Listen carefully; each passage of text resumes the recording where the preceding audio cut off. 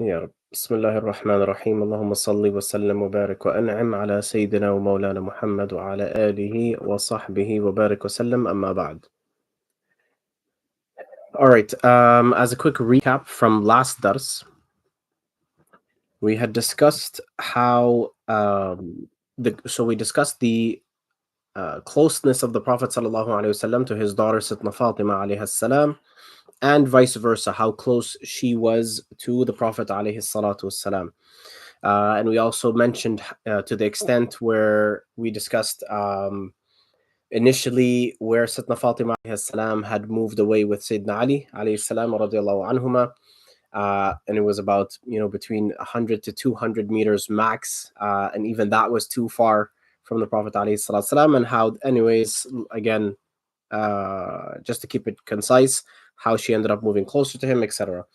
And then we also discussed how the Prophet ﷺ dealing with their marital issues at the beginning of their marriage and things like that. And then we also discussed how the Prophet ﷺ, encouraged her to endure patience through the tough times she was going through, where, like we said, they didn't have much material things.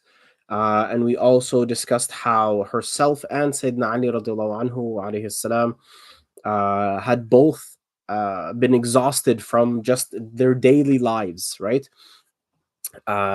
Just the cooking and the cleaning and all those, everything included, right? And how they complained to the Prophet ﷺ about that and what he had given them for advice, because he unfortunately didn't have anything else to give them, materialistically speaking. And today we get into how the Prophet ﷺ would get upset or angry when she would be upset or angry. Alayhi salam wa alayhi afdal as-salatu was-salam. Because I want to try to finish this section before getting into the next one, I'm going to try to avoid reading the Arabic as much as I can. However, once in a while, I like to throw it in if possible. So in any case, here, this hadith was from Abdullah ibn Zubayr radiallahu anhu, narrating the hadith from Sayyidina Ali radiallahu anhu himself. So he's saying, oh, okay, this is someone else joining. Okay, so he says, so Sayyidina Ali radiallahu anhu alayhi salam, he mentions that he had mentioned the daughter of Abi Jahl.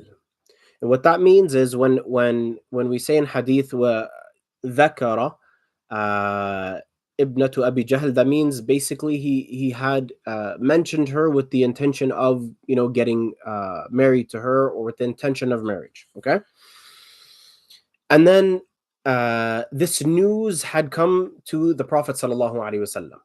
Okay, and this is a very, very touchy subject, but very important one.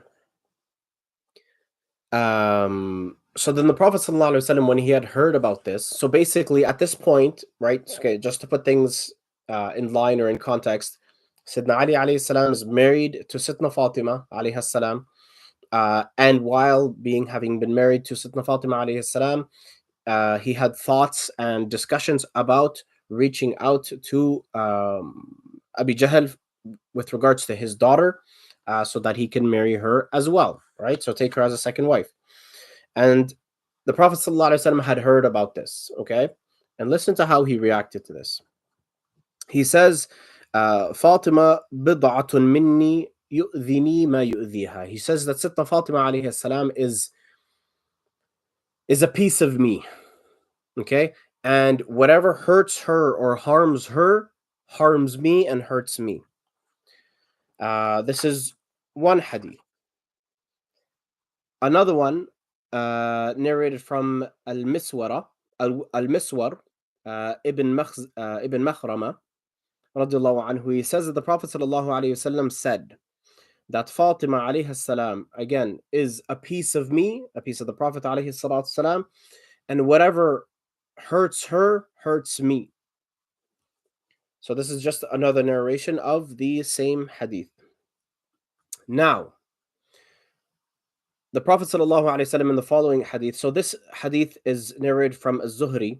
He says that Sayyidina Ali ibn al-Husayn. Okay, so Ali ibn al-Husayn. So the son of Sayyidina al-Husayn, whose name was also Ali. Okay, narrated. So Az-Zuhri heard from him أن المسور ابن مخرمة أخبره أن علي ابن أبي طالب خطب ابنة أبي جهل. So now they're talking about the same story or scenario when Sayyidina Ali radiallahu anhu had intention to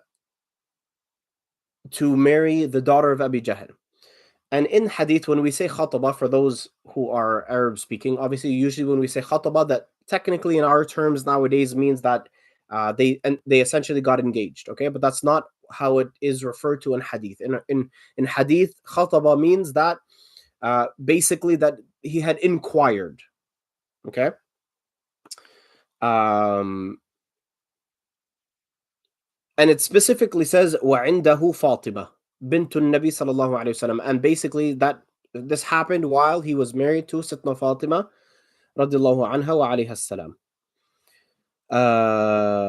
So when now Sitna Fatima عليها السلام heard about this, she went to the Prophet عليه الصلاة والسلام right away, and she said, Subhanallah, listen to how she if you would confronted the Prophet عليه الصلاة والسلام about it. She says, إن قومك يتحدثون أنك لا تغضب لبناتك. So she says to the Prophet عليه الصلاة والسلام, she says, your people, your community are talking, and they say that you don't, and she's talking to the Prophet عليه الصلاة والسلام, okay?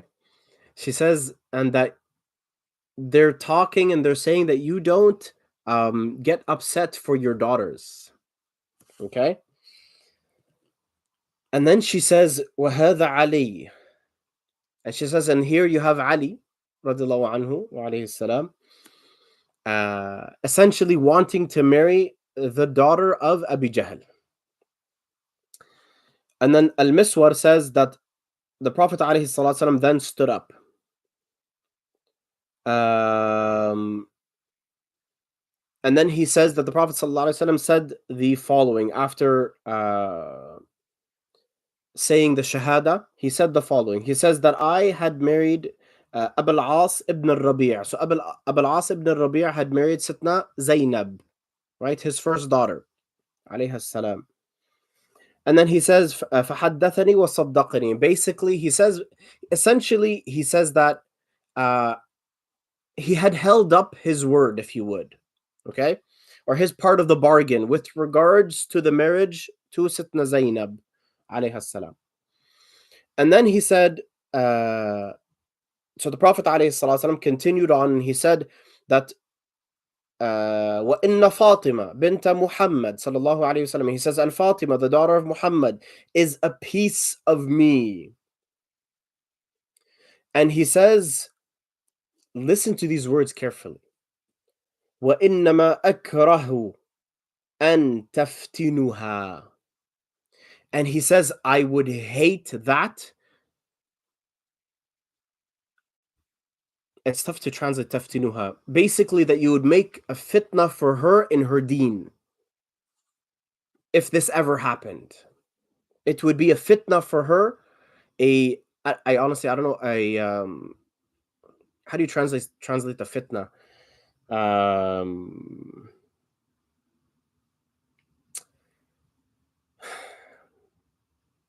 A calamity, if you would. Okay. A challenge, a test. Sure, a challenge, a test, or a calamity in her deen, with regards to her deen. And then he says, وَإِنَّهَا وَاللَّهِ لَا تَجْتَمِعُ. And then he swore by Allah, the Prophet ﷺ swore by Allah, and he says, there is no way that the daughter of Muhammad, the Prophet of Allah sallallahu alaihi wasallam, would be in a marriage together with the daughter of Abi Jahl. He said there is no way. He made it very clear that Sayyidina Ali radiallahu anhu had no right to marry someone else while being married to Sayyidina Fatima radiallahu anha wa alayhi salam. In another hadith, sorry, just I want actually before we continue on to the next hadith, you see the words of the Prophet alayhi salatu salam. He says that he would hate that this be a means of some sort of test or challenge or calamity in the deen, in the religion of who? Sayyidina Fatima alayhi salam. Sayyidatu Nisa al-Alameen, the best of all women of all time. Imagine her iman, her level of iman. And the Prophet ﷺ is saying that I would hate for this to be a means of fitna for her in her deen. Who are we these days? I'll continue on with the other ahadith because they all complement each other, and we'll come back to this point. Again, the same Rawi, Al-Miswar ibn Makhrama, says that I heard the Prophet ﷺ on the mimbar, on the pulpit, and he says, Inna Bani Hashim ibn al-Mughira. So the tribe of Bani Hashim ibn al-Mughira had asked about, again, subhanallah, so they had one of their daughters, and they asked the Prophet ﷺ if Sayyidina Ali can take their daughter in marriage, obviously while having been married to Sayyidina Fatima. And then what did the Prophet ﷺ, he said, فَلَا آذَنُ لَهُمْ ثُمَّ لَا آذَنُ لَهُمْ ثُمَّ لَا آذَنُ لَهُمْ. He said it 3 times. He said, I did not give them permission, and I will not give them permission. He said it 3 times on the mimbar. And then he said, unless Ibn Abi Talib radiallahu anhu alayhi salam wishes to divorce Fatima and then go marry her, that's up to him. However, he says, فَإِنَّمَا إِبْنَتِي بِضْعَةٌ مِنِّي. He says, my daughter is a piece of me, and whatever harms her, harms me. Okay? So he clearly said that, no problem. If he wants to take the daughter of Banu Hashim, Ibn al-Mughira, no problem, but he divorces my daughter first. It's up to him. And then قال سعيد القطان. So Imam Sa'id al-Qattan, rahimahullah, he says, ذكرت عبد الله ابن داود أو ابن داود قول النبي صلى الله عليه وسلم لا أذن. So now Al-Imam Abdullah ibn Dawood, he says, when the Prophet sallallahu alaihi wasallam says لا أذن لهم, he says, when I do not give them permission, and then he says, unless Ali radiallahu anhu divorces my daughter first, and then he can go on and marry her. He says, قال ibn Dawood, he says, by him saying that, حرم الله علي على علي كرم الله وجهه أن ينكح فاطمة. He says, by those words of the Prophet sallallahu alaihi wasallam, he says, Ibn Dawood, rahimahullah, the great Imam Ibn Dawood, he says that Allah subhanahu wa ta'ala made it haram for Ali radiallahu anhu to marry anybody else while being married to Sayyidina Fatima alayhi salam. And then as well as فلما قال النبي صلى الله عليه وسلم, again, لا آذن, he says, لم يكن يحل لعلي. Again, same issue. He repeats it again in another narration where he says that it is not halal in this case. In one narration, he said it is haram. In another one, he says that it is impermissible by saying it is not halal. That Ali, karramallahu wajha, marries another woman while being married to Sitna Fatima alayhi salam. Now, there's a big difference between, and this is the issue that we have a lot of the times in our communities, where something is essentially quote unquote part of the Sharia or permissible, and someone is not okay with it, is not comfortable with it, etc., etc., and then they're made to be seen as they are not following the Sharia, which is absolutely incorrect. And I'll give you another example. So, for example, in the Sharia, Allah subhanahu wa ta'ala has made permissible certain types of foods. Okay? But maybe I don't like that food. I can't stand it. Number one, maybe I just don't like it. So for me to say that, you know what? Okay, you know what? You do you, but I don't eat this. I can't take it. I don't like it. It's permissible. Whoever wants to eat it, go ahead and eat it. No problem, but I don't like it. So don't force me to eat it just because it's permissible and it's halal for me to eat it. I don't like it. Take it a step further. Again, something which is quote unquote permissible. Let's say sweets or sugar, if you would. It's permissible. Allah subhanahu wa ta'ala never said it's haram. Okay, it's permissible to eat sweets, obviously within moderation. However, for example, somebody who has diabetes, it's permissible for them to eat sweets. So we have to tell them that you have to keep eating sweets because it's halal, because it's permissible. You're going to kill the guy. This person has diabetes. He can't be eating sweets. It's going to harm him or her. Similarly, in this situation, just like we saw with her sister, radiallahu anha wa alayha salam, Kulthum, right? When Sayyidina Uthman, radiallahu anhu, if you guys remember, when he got married to another woman, other than Kulthum, while she was still alive, which essentially led to her passing because of her depression and her sadness because of what he did. And the Prophet ﷺ, as a quick reminder, took a shot at him when she finally passed away because of what he did. If you guys remember, that he essentially, took a shot at Uthman radiallahu anhu because of the fact that he got married to someone else while having been married to her. Same thing here. Again, it doesn't mean because it's permissible that it's okay to necessarily do it. So again, when any one of our sisters or the sisters in the community say that they're completely against polygamy or whatever, and then people they'll argue with her, how can you be against polygamy when it's a part of the Sharia? They don't have to be for it. They're completely against eating sugar because you know what? It's harmful to them. Well, to them, they feel that it would harm them. It would harm them. It would harm their deen, etc., etc. And here we see the daughters of the Prophet ﷺ, and the Prophet ﷺ himself saying that this is not okay.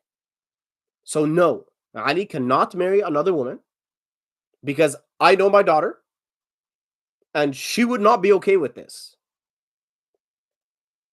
So he said, absolutely not. If he wants to divorce her and go and marry someone else, that's up to him. However, he is not to get married to anybody else while being married to Sitna Fatima radiallahu anha wa alayhi salam.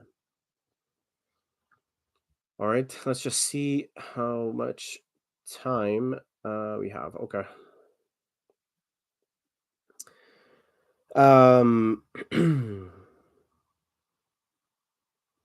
Now, and obviously, even these topics, honestly, I'm trying to keep them as concise as possible. There's a lot of other details we can get into, but I'm Again, for the sake of time, trying to squeeze them into one dars, so we don't cut these specific subjects.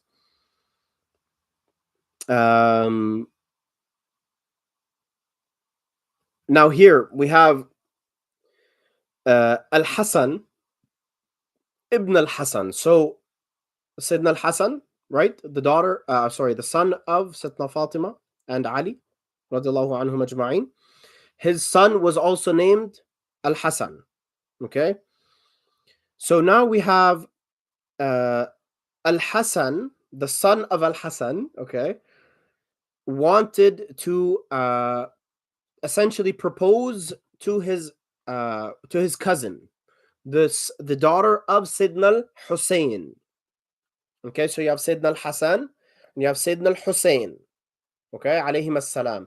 And then you have Al-Hasan, the son of Al-Hasan, wanted to propose to Sayyidina Al-Hussein for his daughter. Okay, so he asked him, he had two daughters, and he asked him, he said, I would like to marry one of your two daughters. So Sayyidina Al-Hussein, he said, choose any one of them that you like. He says, you have basically Sukaina and Fatima. Okay, don't get mixed up with all the names. So we have Sayyidina Al-Hussein, whose daughters, the two that he had mentioned, were Sukaina and Fatima. So his mother was Fatima alayhi salam, and his daughter was Fatima alayhi salam. And then he says,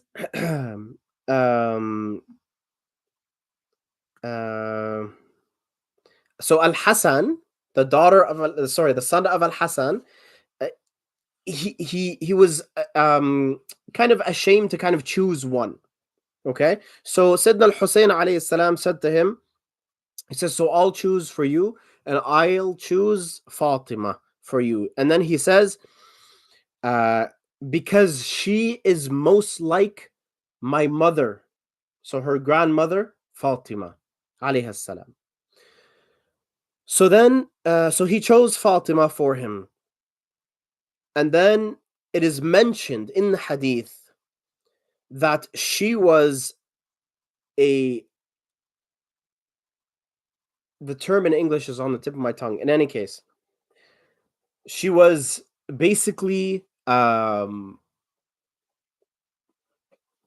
of the most beautiful women of her time. Okay, the term in English is on the tip of my tongue, but subhanAllah, it's not coming to me right now. She was one of the most beautiful women of her time, and so was her sister Sukaina. However, Fatima was known to be a little bit more beautiful than her. Remember that we mentioned this with regards to who? Her grandmother, Sayyidina Fatima alayhi salam, her sisters, all of them. Okay, we had spoken about how their beauty used to strike anybody who saw them. Same thing with the daughters of Sayyidina Fatima, the granddaughters of Sayyidina Fatima alayhim salam ajma'in. And here in the following hadith, again from Al-Miswar ibn Makhrama radiallahu anhu, he says, it's the same story, how Al-Hasan, the son of Al-Hasan, went to his uncle Al-Hussein to ask for one of his daughters in marriage.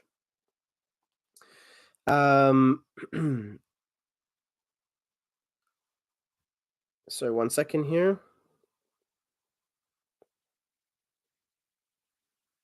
I apologize. This hadith is different. So this is hadith Al-Hasan ibn Al-Hasan radiallahu anhuma. بعث إلى المسور يخطب ابنة له فقال. So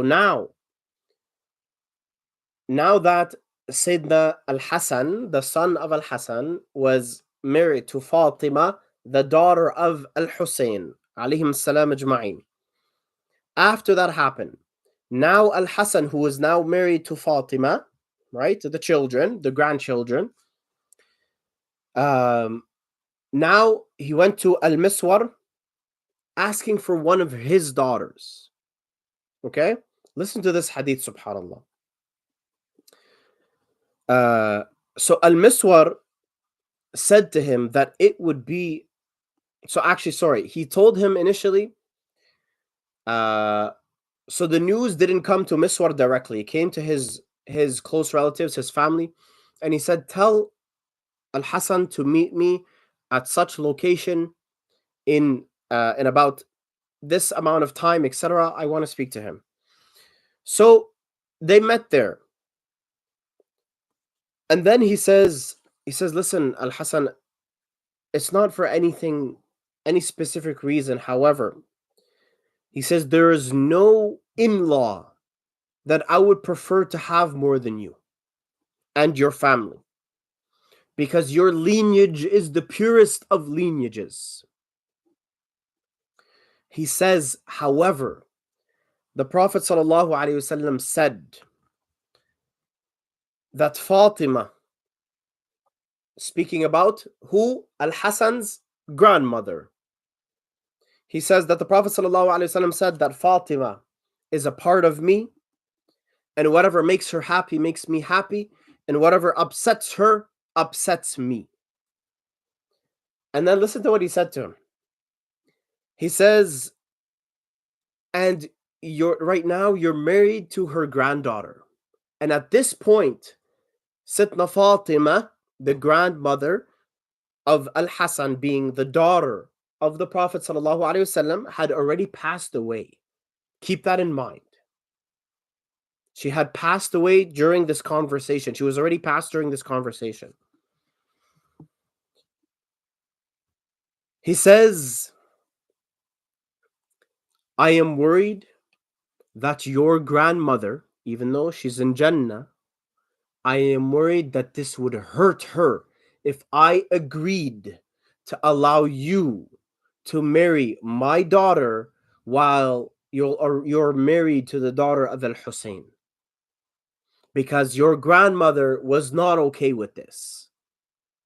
She's no longer living in this world. Of course, she's living in the akhirah, in the afterlife. No doubt about it. In Jannah. But subhanAllah, he says to him that I am worried that this may hurt her in the akhirah if she found out that I accepted and I allowed you to marry my daughter while you're married to someone else. So then what happened? Sayyidina Al-Hasan, he said, oh, you know what? I'm sorry. You're right. Khalas. Done.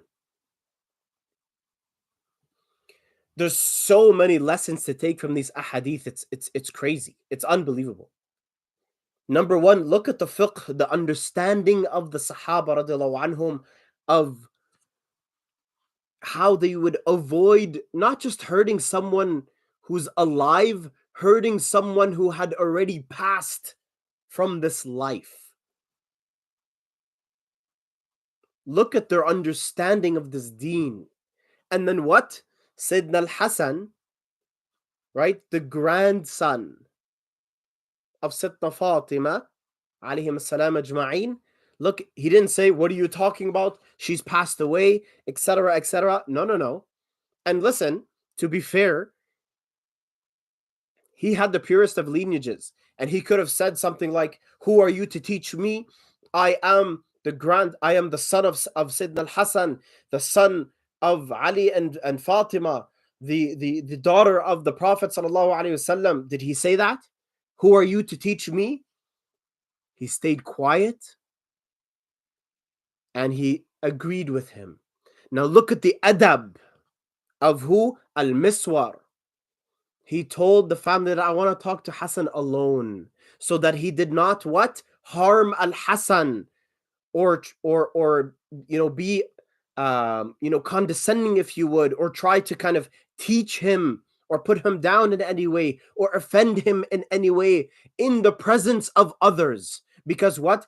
He is the grandson of Sayyidina Fatima alayhi salam, and the great grandson of the Prophet alayhi salatu salam, and the son of Sayyidina Al-Hasan alayhi salam. So to show his utmost respect, he said, I need to speak to him alone. However, he had to speak his truth. And he did, with all respect and honor for his status. And what did he do? Sayyidina al-Hasan, alayhi salam, didn't get all defensive, didn't say, who are you to teach me Islam? He said, you know what, you're right. Subhanallah, man, you look at the lessons on both sides that you learn from both of these amazing men. It's amazing. Wallahi, subhanallah. I I thought we would cover more. That didn't happen. خلاص خير إن شاء الله. خلاص, we'll leave it here. And inshallah, we will continue next dars. But again, just in conclusion,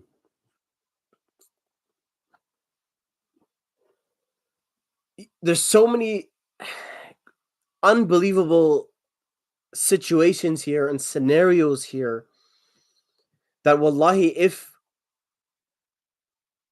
we were put these days, Muslims of these days, were put in those scenarios and reacted in those same ways, how looked down upon would we be from the community? Not just the community, from the mashayikh, right? Even the imams and the scholars today. If anybody, let's say a daughter, okay, came to her father, let alone the status of Sittna Fatima alayhi salam and the status of the Prophet alayhi salatu salam, that nobody can ever reach either of their statuses or even come close to their statuses. If a daughter came to her father and said something like, you know, people are talking around here and they're saying that, you know what, you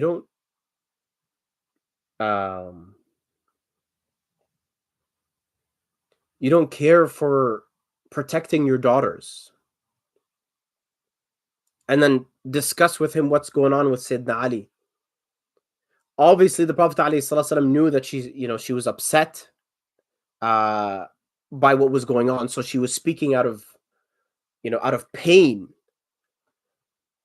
And then you see the Prophet ﷺ, how he dealt with the situation,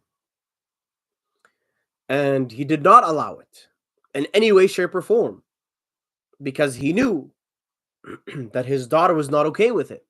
His previous daughter was not okay with it. This one was even more sensitive to this topic. So again, whether it's any sister from the community who's not okay with it, and then we try to shame them and being like, this is the Sharia, when in fact, even though sure it's part of the Sharia to a certain extent, it's also part of the Sharia that you don't hurt her and harm her with that which she cannot handle, and she's not okay with it. So we pick and choose what parts of the Sharia that we want to apply to our lives, and leave out other parts, which is how much this is going to hurt someone and affect them negatively. So again, may Allah subhanahu wa ta'ala give us, tawfiq and the enlightenment and wisdom to follow the true ways of the Prophet alayhi salatu wassalam. Wa sallallahu ala sayyidina wa mawlana Muhammad wa ala alihi wa sahbihi wa barik wa sallam wa jazakumullahu khair. Inshallah, we'll see you guys in the next dars. Wa alaikum